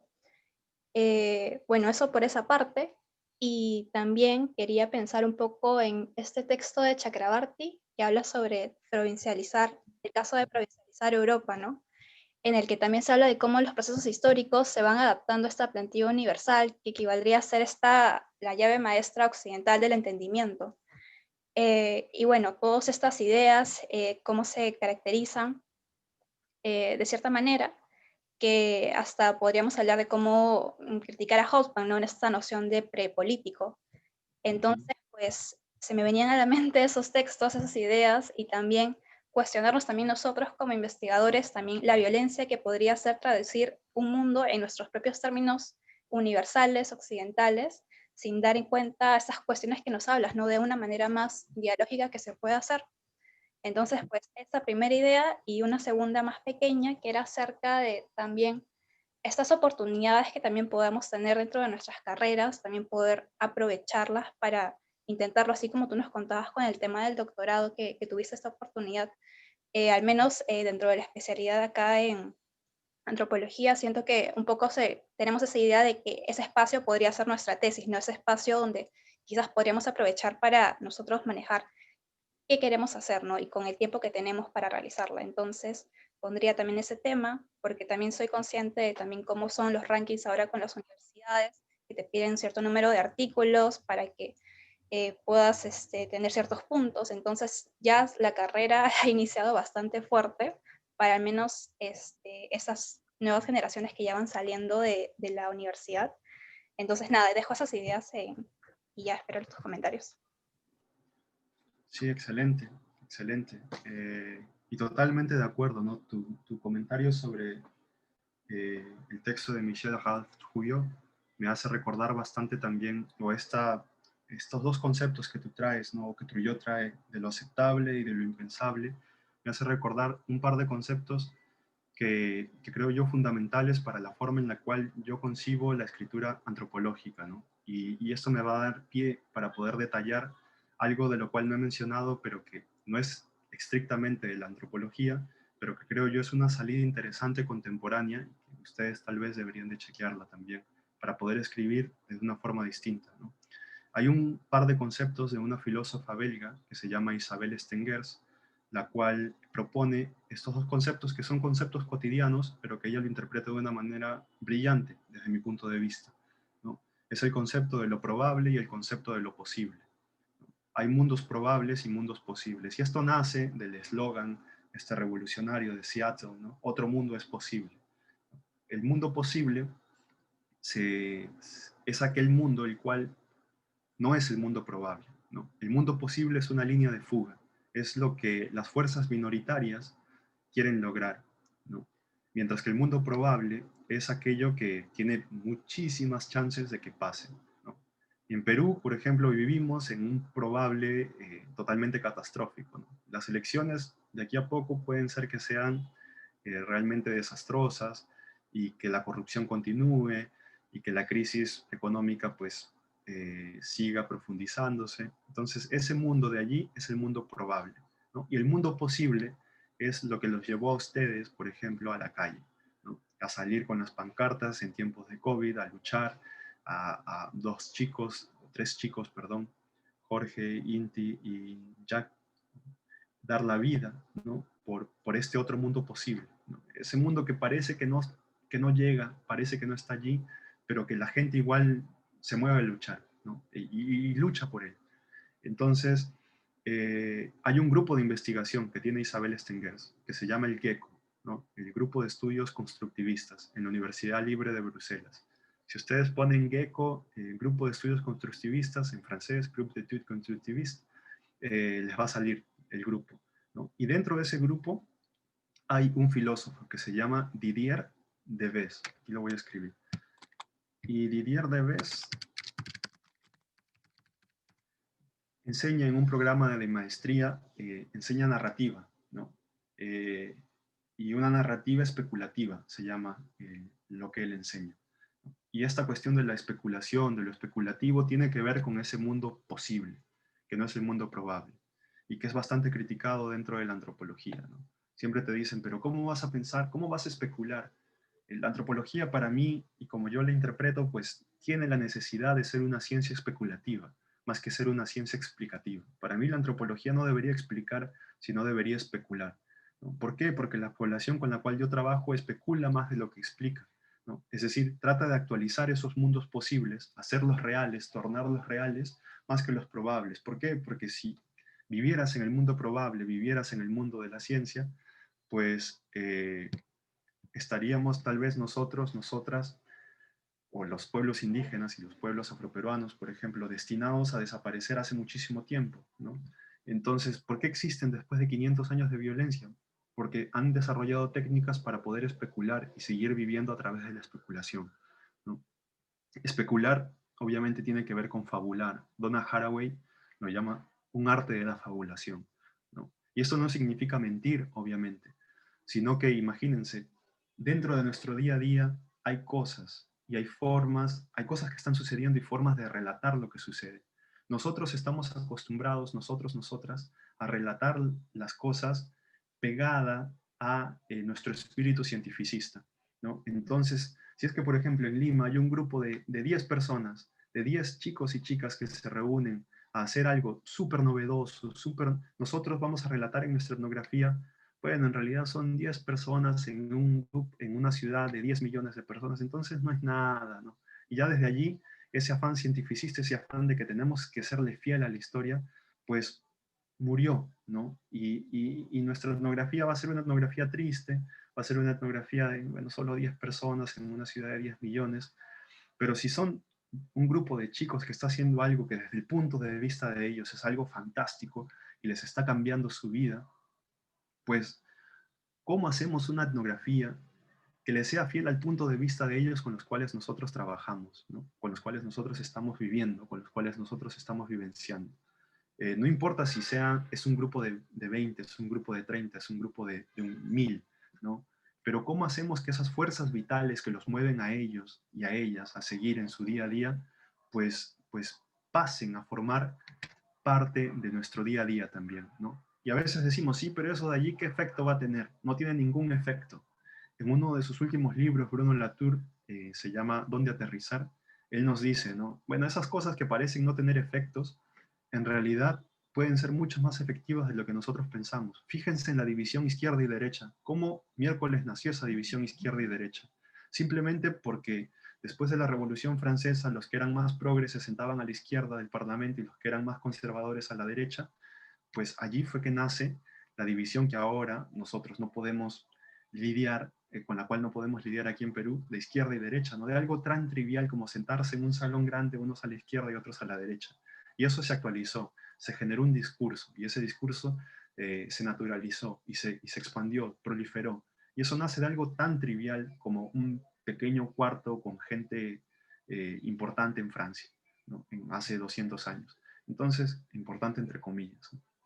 Entonces, ¿por qué no pueden hacer ese tipo de actualizaciones que nos lleven, nos acerquen a esos mundos posibles de nuestros textos etnográficos, ¿no? Si no lo hablamos, pues no va a existir, se va a quedar allí. Entonces, pero claro, ese es un tipo de antropología el cual no le agrada a todo el mundo, ¿no? Es un tipo de antropología tal vez un tanto, eh, no sé, marginal, disidente en la contemporaneidad, ¿no? Pero, por ejemplo, tipos como Eduardo Viveiros de Castro, como Tania Stolze Lima, que es la proponente también de...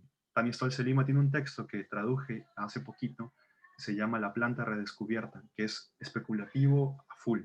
Entonces lo pueden chequear para poder tener un ejemplo. Fue publicado en una revista de estudiantes de San Marcos, Etnos, y allá está. La planta redescubierta, ¿no? Es el encuentro entre el pueblo con el que trabaja Tania y los Yuya, y la ayahuasca, perdón, los Yuya y la ayahuasca.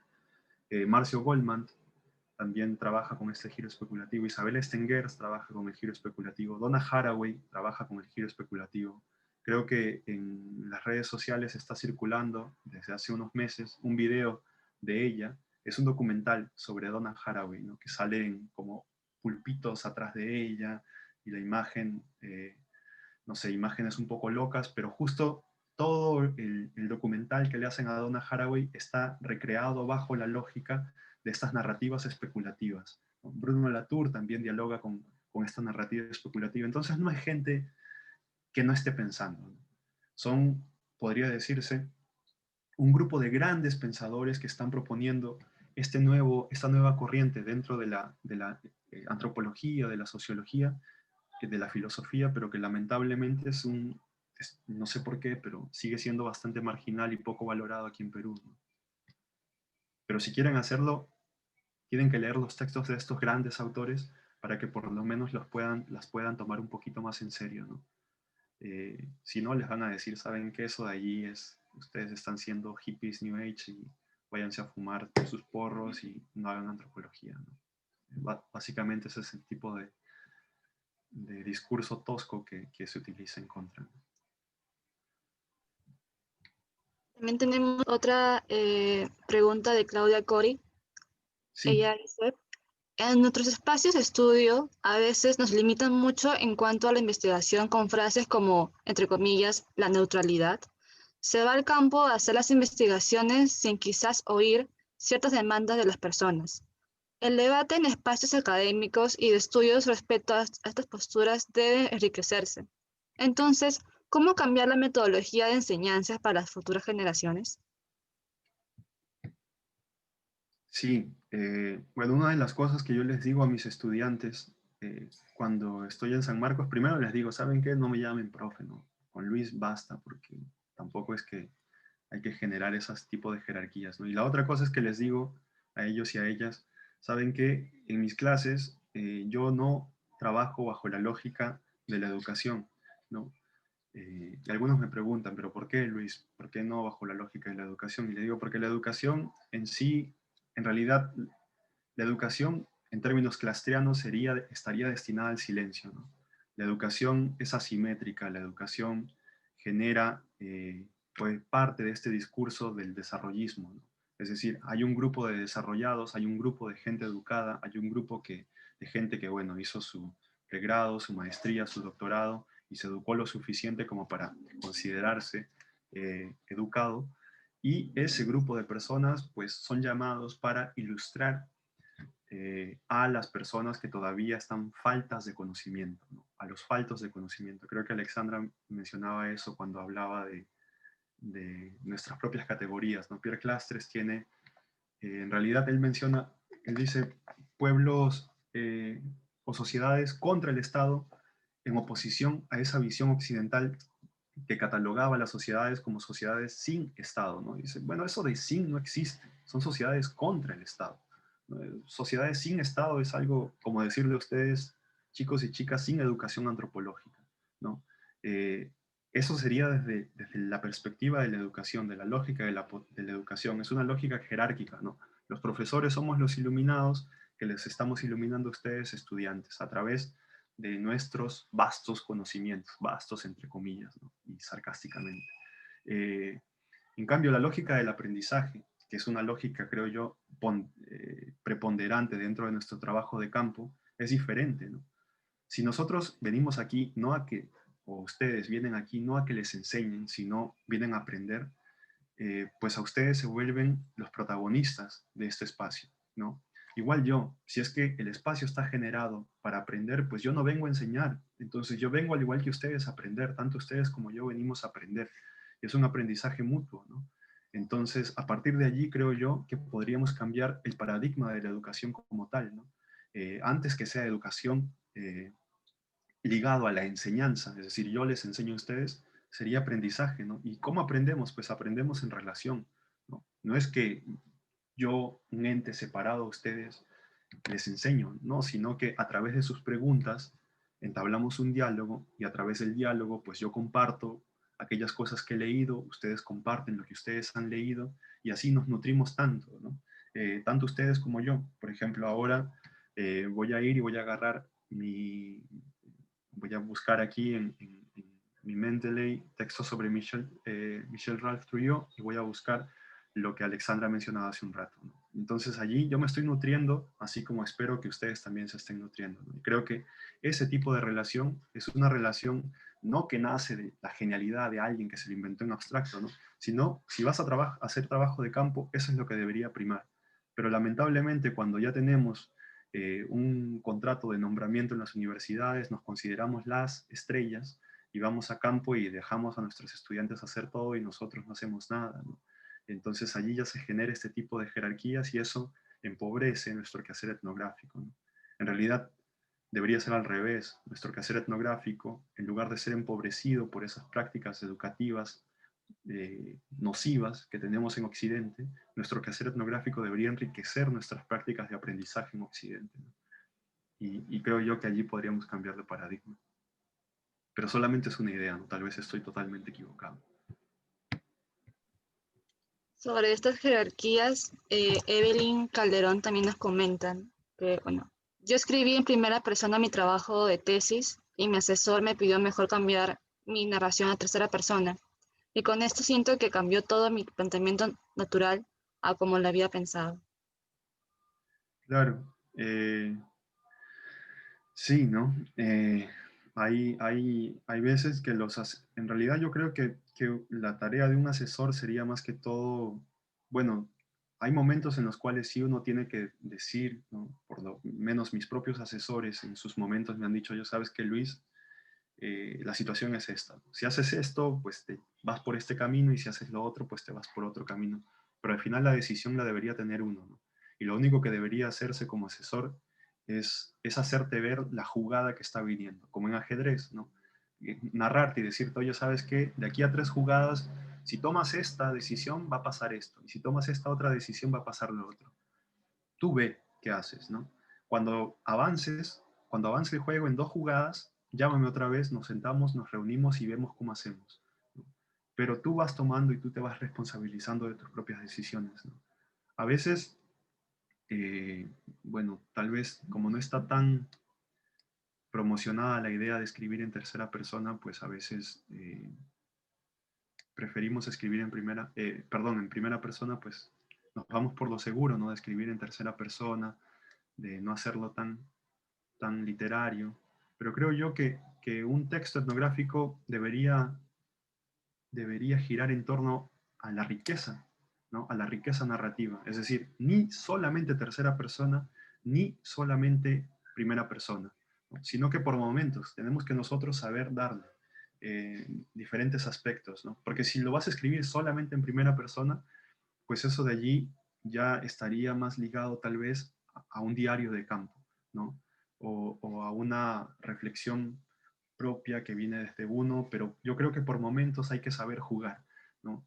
Si bien es cierto, tal vez un evento etnográfico, un acontecimiento etnográfico puede ser narrado en primera persona, en algún momento vamos a tener que distanciarnos y poner las cosas en perspectivas para problematizarlo, ¿no? Cuando nosotros vamos escribiendo y estructurando nuestro texto, se nos va a requerir diferentes cosas, ¿no? Entonces tenemos que saber jugar con las personas, pero para saber jugar con las personas tenemos que saber qué es lo que estamos haciendo, ¿no? Muchas veces nosotros, antropólogos, sus profesores, profesoras, sus compañeros, colegas, no tenemos formación literaria, entonces no sabemos que existen estas posibilidades, ¿no? No sabemos que además de jugar en qué persona escribimos, podemos jugar con los tipos de narradores, no sabemos que podemos jugar con el tiempo, ¿no? Pasado, presente, un tiempo cronológico, un tiempo mítico, ¿no? Eh, Uno de los autores que escribe de forma bastante rica esto de aquí es Arguedas, ¿no? Pero lamentablemente fue bastante criticado. Y hay un texto, un libro, lamentablemente no está en español porque en América Latina no se le da la importancia que se le debería dar. Y lamentablemente creo que este texto es de la antropología gringa. Digo que lamentablemente porque me gustaría que también fuese de la antropología británica y francesa, que personalmente a mí me llama un poco más la atención, a pesar de yo haber hecho mi pregrado en Estados Unidos, ¿no? Pero ese libro se llama Crumpled Paper Boat, un barquito de papel arrugado, ¿no? Y es un libro, yo lo tengo, se los puedo pasar en PDF si quieren, en el cual hay, creo, una veintena de ensayos sobre cómo escribir etnográficamente, ¿no? Y allí puedes ver textos que mezclan etnografía con poemas, literatura, canciones. Eso es lo bonito también del texto etnográfico, ¿no? A veces nos prohíben y nos dicen, bueno, ¿para qué le vas a meter un poema allí? ¿No? ¿Para qué le vas a meter una canción? Le puedes meter un rap, o sea, puedes ponerle musicalidad, puedes ponerle imágenes a tu texto. La cuestión es no lanzárselo por lanzárselo, ¿no? Sino leer un poquito más, nutrirse un poco más y saber cuándo se puede usar, cuándo no se puede usar. Así, si alguien viene y te dice, oye, ¿sabes qué? ¿Por qué estás haciendo esto? Mejor sácalo. Tú dices, no, mira, tal autor que es súper reconocido, su índice de producción es tan alta, dice que esto puede ser hecho, ¿no?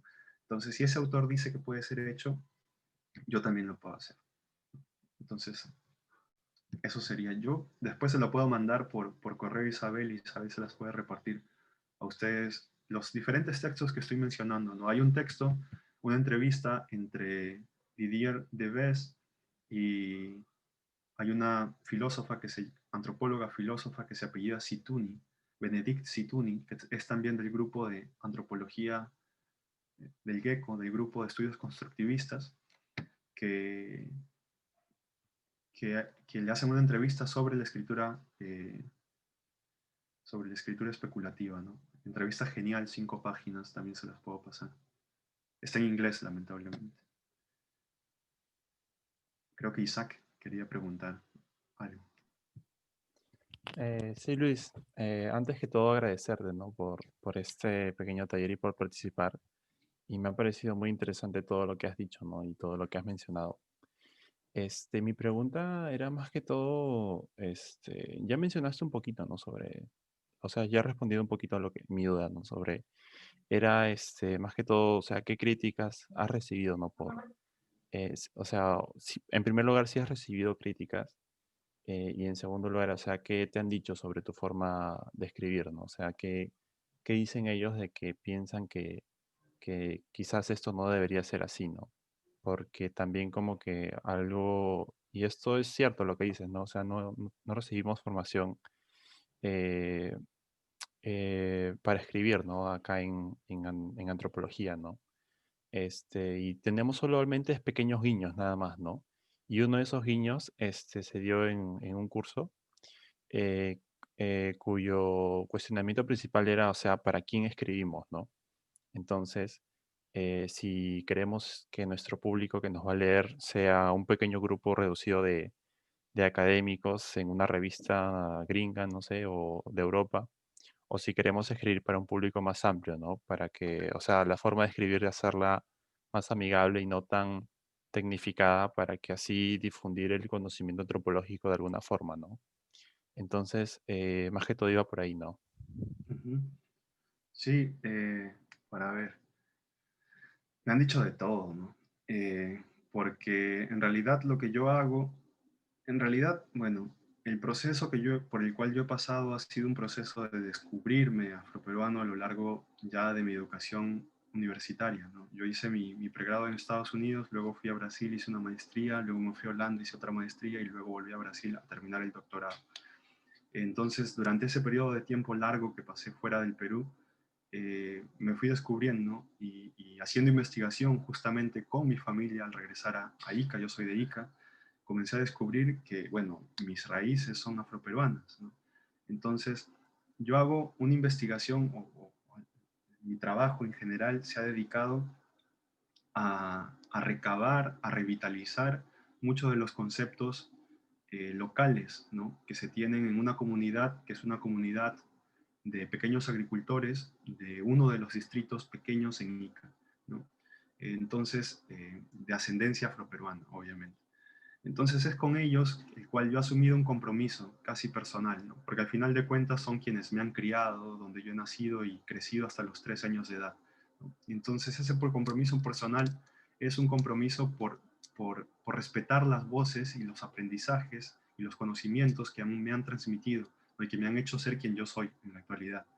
Y para respetar, para honorar ese tipo de conocimientos y ese tipo de alegría que me han instaurado dentro de mi cuerpo, pues intento yo escribir de la forma en la que ellos hablan, ¿no? En la forma en la que yo he aprendido a hablar, en la forma en la que yo he aprendido a expresarme, y en la forma en la que yo he aprendido a pensar. Usualmente en Occidente consideramos de que todos los humanos pensamos y abstraemos de la misma manera, ¿no? Pero creo yo que hay cada vez más etnografías que incluso problematizan eso, ¿no?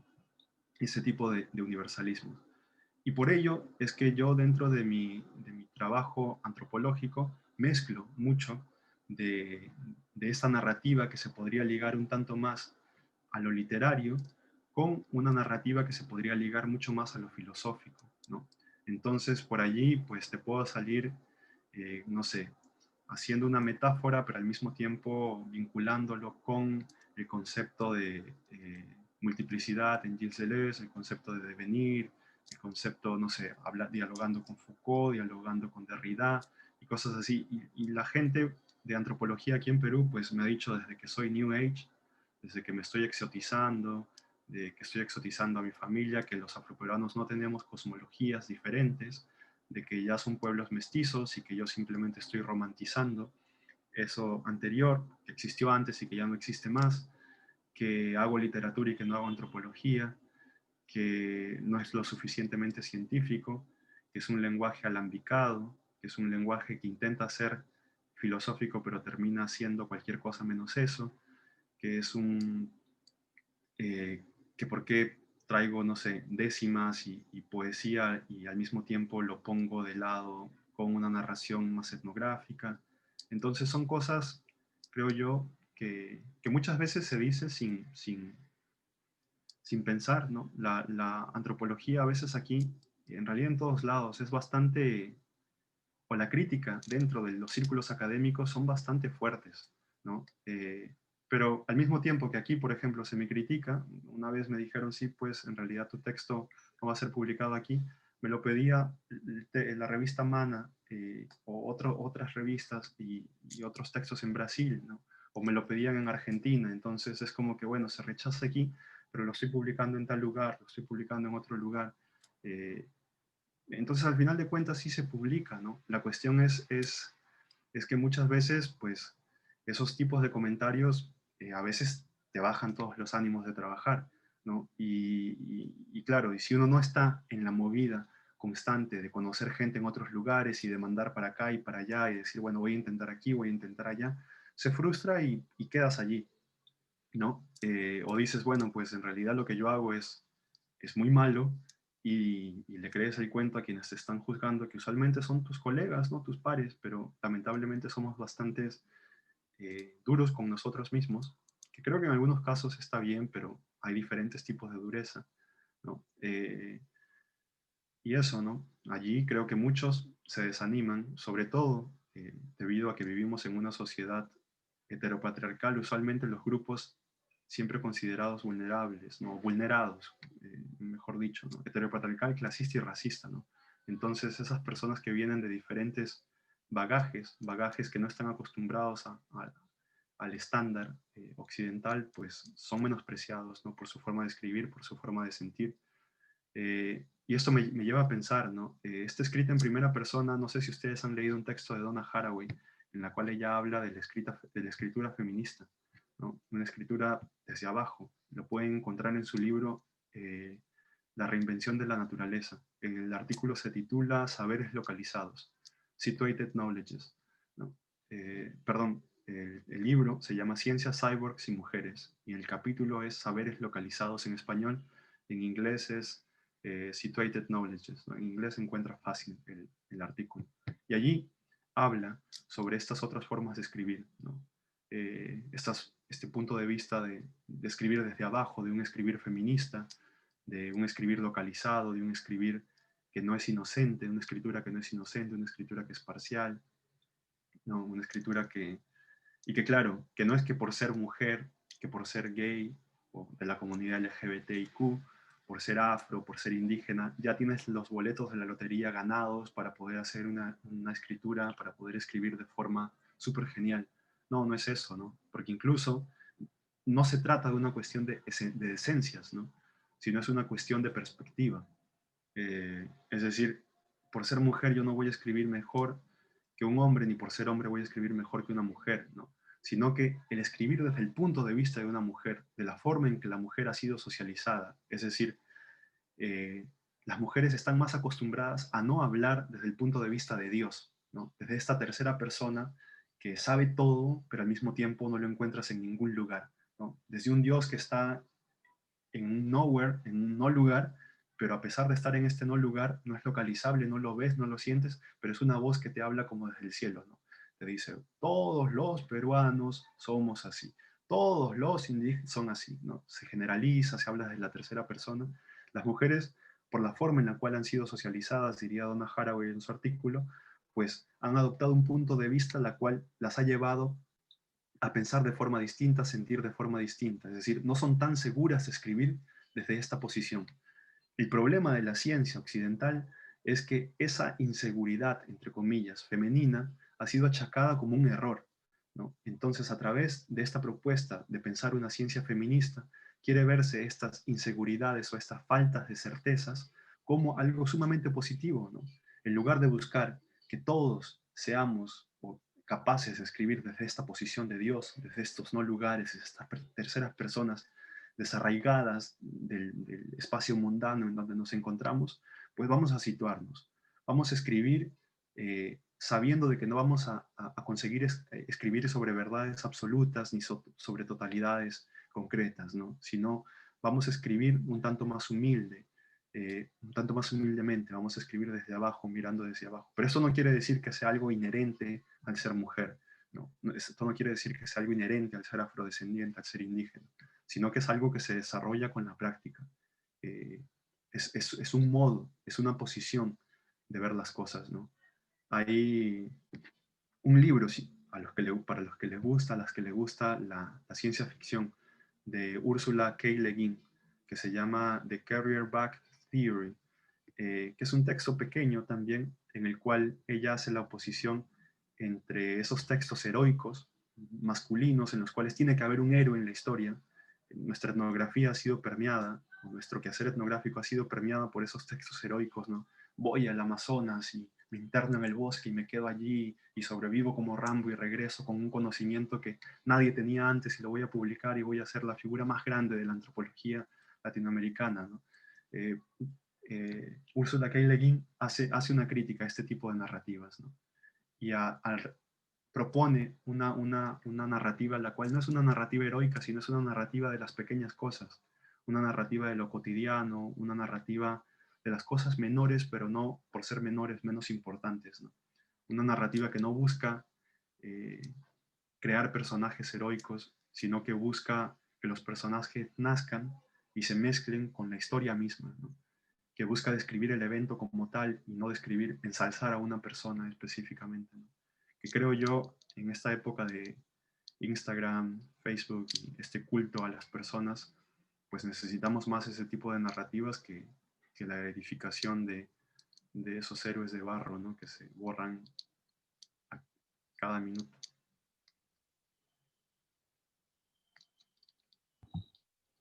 Muchas gracias, Luis, por este interesante y nutritivo taller y por sus reflexiones que nos han compartido. Y también a todos ustedes por asistir. Les invitamos a acompañarnos mañana a nuestro último día del coloquio, el cual contará con el cineforo de la película Antuca a las 3 de la tarde y la mesa de clausura Jornadas de lucha en la crisis política a las 6 p.m. Muchas gracias y damos por terminado el taller. Listo, gracias a ustedes y si tienen críticas, dudas, comentarios, pues pueden escribirme, ¿no? Les dejo mi correo